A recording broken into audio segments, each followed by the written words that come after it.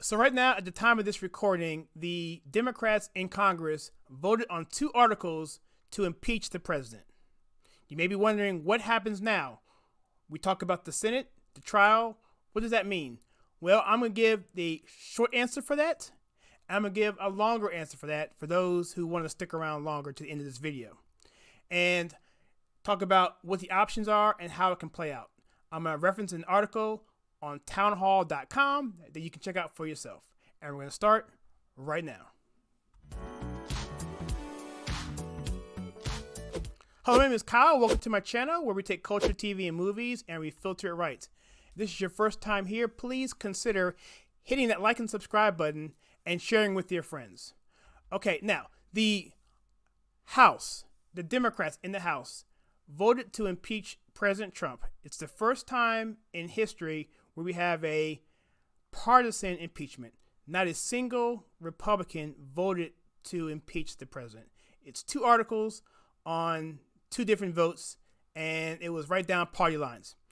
And so the question is, what happens now? Now, the Constitution says that the House can send it to a Senate for a trial, but there's some vagueness in there. So I'm going to give a rundown of 7 points that I wrote down here based on this article in the National Review. And here it is right here.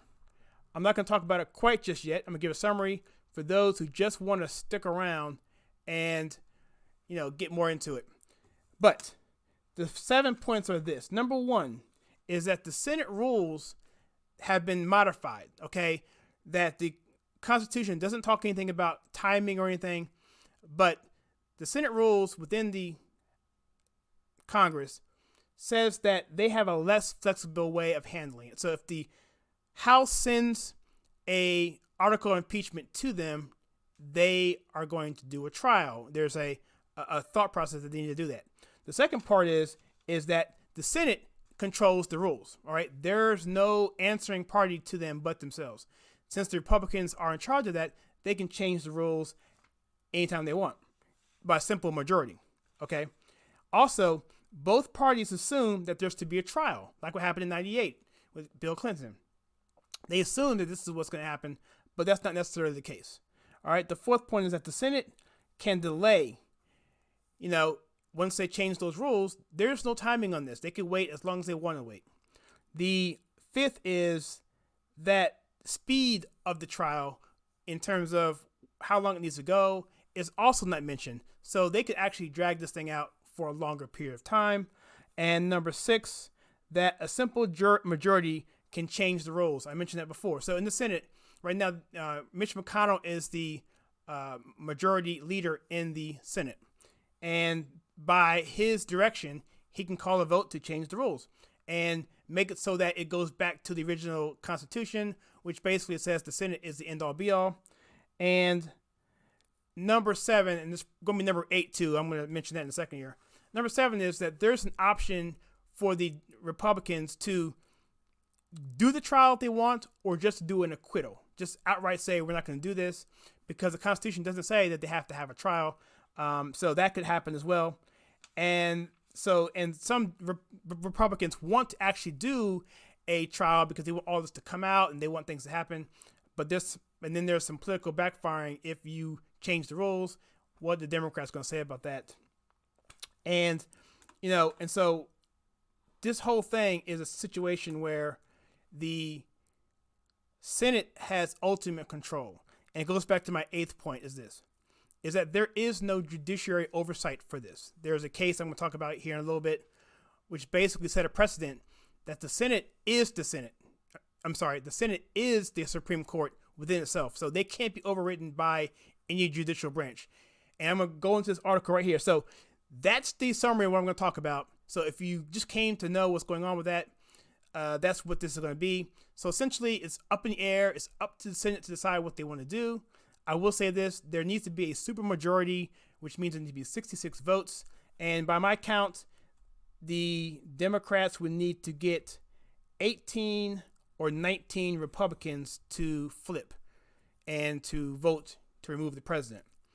That's a tall order based on the evidence they have and considering how partisan it was in the House. But that's what it is. So if you want to jump off now, I appreciate sticking on. But for those who don't, let's get into this article here. And I'm going to read through it. And the article is, the Senate should change its rules on impeachment, okay? Now, it says here that the Constitution gives the Senate sorry, let me read on this side because it's easier for me to see. The Constitution gives the Senate flexibility on whether and how to hold an impeachment trial. Now that the House has launched an impeachment probe of the President, Donald Trump, the Senate could reform its antiquated rules for the looming trial. Under current procedures, a trial produces the worst of both worlds. If the House has a flimsy case, the Senate must still put the country through a wrenching, divisive political spectacle without any opportunity to dismiss the case. So they're saying is, the Senate is at a whim to the House. If they put forth, he doesn't return a stapler back to the supply room, they can impeach him for that. And then the Senate basically is a slave to the House, meaning that they have to go to a trial. But if the House has a strong case, senators must sit silently by without any chance to participate directly in the trial. Allowing a real trial will improve the decision-making over whether to fire Trump and will make the Congress more responsive and accountable to the American people. All right, so with the House Democrats suggesting a swift march to impeachment by the end of the year, which they have, senators can attend to the defects revealed by President Bill Clinton's 1998 trial. Those rules give senators a passive role. They cannot reject the House decision to send an impeachment over. They must sit and listen to House prosecutors and White House defense lawyers without making a peep. They never see witnesses or documents. They never make arguments over the facts or the law of conviction, particularly the meaning of high crimes and misdemeanors. So based on the 1998 trial, what happened there is that the Senate basically had to sit back and wait until, I guess, it was their turn to be involved. But for the most part, the Senate basically had to just do what the House said. They couldn't do anything. They couldn't, those rules gave the senators a passive role. And those rules can be changed. And so down here it says, Senate Majority Leader Mitch McConnell announced this week, and this article, by the way, is on October 2nd. So this is a ways away. Okay. Senate Majority Leader Mitch McConnell announced this week that the Senate will automatically hold the trial if the House impeaches. Some conservative commentators argue that Senate Republicans should instead slow walk the process. Perhaps they could repeat their success in holding open the seat of Supreme Court Justice Antonin Scalia by refusing to schedule a vote. If Republicans could delay indefinitely, or at least until the 2020 elections, Trump might never face removal from office at all. But all parties seem to assume that the Constitution requires the Senate to hold a trial, even if, as we saw in the 1998 Clinton impeachment, it essentially consumes all the nation's political attention to the detriment of other pressing national problems. This ignores the Constitution's assignment of roles to the House and Senate. So, the Constitution right here says assignments of roles to the House and the Senate. So there's things that the people in Congress have to do. An impeachment trial will tie everything up. And, with what the Democrats did, they basically took the Constitution and set it ablaze, okay? And so it's going to be a fight because they're going to bicker so much on this. But in the Senate, they have no power whatsoever. What we saw in the House, what they were able to steamroll everything and deny discovery and deny witnesses and to bring a witness in and then turn them around to be asked questions, it's ridiculous. All these things that the Democrats did in plain sight that was totally unfair and unconstitutional, the Senate now has the ability to change that and do it the correct way. Okay, so the House starts the process by impeaching the president, which just happened, on a charge of treason, bribery, or some high crime or misdemeanor. Okay, they didn't use bribery; they're using obstruction of Congress, which basically, really quickly on that, was the obstruction of Congress was essentially that they ignored executive privilege. The president has the right to go to the judiciary branch to get a ruling, and for these subpoenas, and because he did that, they're saying that they obstructed Congress, but that's part of his privilege as executive chief executive. It's called executive privilege. It happens all the time, and every president, for the most part that I've known, many presidents have used that, and it's been a precedent in the court system. I did a video on that as well in the past, but that's what they're saying. And the other charge was abuse of power, which who knows what that is about. All right, so the constitutional text underscores that the Senate plays a judicial role by including the word try, requiring the Chief Justice to preside at the president's trial. So that would be Chief Justice Roberts. Okay? He would be the judge. And referring to the party convicted. If the Senate decides to remove the president from office, removal requires an affirmative vote by 2/3 of the senators present. So they need a quorum. So you need, so if all 50 were there, then if all 100 were there, then they would need 66. Okay. All right. Nothing in the text of the Constitution says that the Senate must consider a House impeachment promptly or even at all. The Senate could postpone consideration of a House impeachment indefinitely.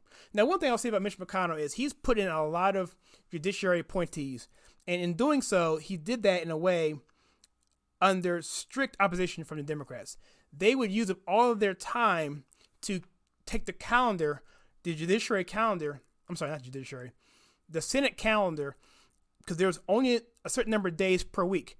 And so they would stretch that out and then delay the votes because they would have an allotment of time to debate and argue, whatever. And at that point, a vote could happen. So if you do that long enough, you can delay the number of votes. So what McConnell did was he basically said, okay, we're not going home. We're going to keep this thing open until you guys are ready to finish your debate. And so that extended the time. It compressed the time because he extended the time they had to be there. And that's the power that the Senate has. And I think Mitch McConnell is a savvy person, so he could see doing something like this. But there's a lot of things going on right now. So the Senate has delayed consideration of actions by other branches of government, such as refusing to consider treaties submitted by the president or advice and consent, sometimes for years. But the Senate, under its own rules, has chosen to give up its constitutional flexibility. I mentioned that before. Those rules state that upon receiving the articles of impeachment, the Senate must proceed to consideration of the articles. It must remain in session every day until final judgment shall be rendered. These rules senselessly require the Senate to move immediately to a trial, no matter how meritless or partisan the House case for impeachment, which is what we're seeing now. All right. Suppose the House impeached the president for a simple difference over a foreign policy where the president had done nothing wrong. And again, the president is the executor. He is the commander-in-chief. He sets foreign policy. There's nothing wrong with that. Even then, the Senate would have to go to trial. That would consume all of the air out of our nation's political system for months. All right. Still, the Senate remains master of its own procedures. Here's the key. The Republicans are going to have to show some backbone here, more so than ever, because they control their own destiny, and the American people are already against it. I'm assuming that the Democrats, in their own minds, feel that they can tie this up and then use their leftist media to drive a narrative to get that impeachment in people's minds towards it. So they want to get people's opinion against the Democrats and onto the Republicans so that they can get that approval rating down and thereby put more pressure on the Republicans. So it should be interesting. But I'm not sure. I think the American people are smart enough for that. And the federal courts will not review Senate impeachment procedures. Okay, let me start over. So because each House of Congress enjoys unilateral control over its own procedures, the Senate can structure its trial roles as it sees fit. In the Walter Nixon case of 1993, the Supreme Court also made clear that federal courts will not review Senate impeachment procedures. When sitting as a court trying an impeachment, the Senate is the Supreme Court. So that's it. So the Republicans are masters of their own destiny. This could be open and shut whenever they pretty much feel like it. All right. But it's up to the Republicans. And there's some political considerations in here. Maybe we want to expose some of the corruption in Congress and in the House and in the Senate and in this Burisma thing and in this thing with the Russia collusion. All of that can potentially come out. So it really depends on what the strategy is for the Republicans, but based on this article here, National Review is a really, really good publication. They're really reputable.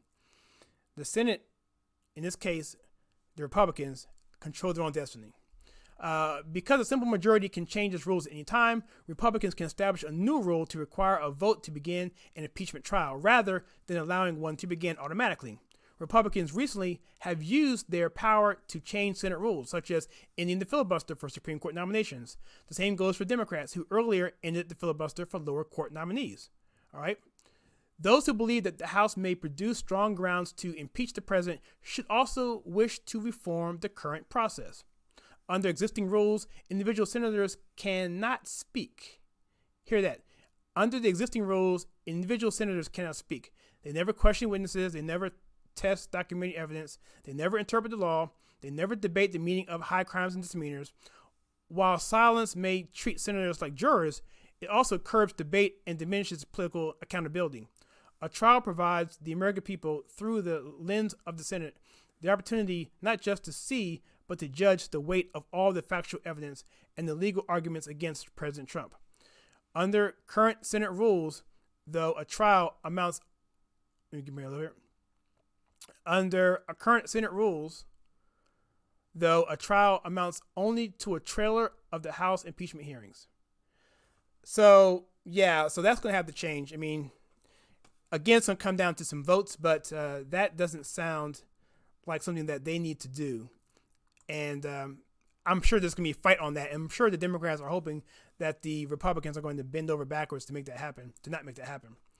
All right. It says the political effects of changing the current rules are harder to assess. House Democrats are driving impeachment as quickly as possible. They fear that Trump will be reelected if they do not remove him swiftly. President Al Green, a Democrat of Texas, admitted, "I'm concerned that if we don't impeach this president, he will get reelected," unquote. But if the House rushes to judgment, Senate Republicans should have the ability to treat a House impeachment with the same seriousness simply by ignoring it. Why must Congress thrust aside measures on gun control or economic growth for trial if the Republican Senate will acquit Trump anyway?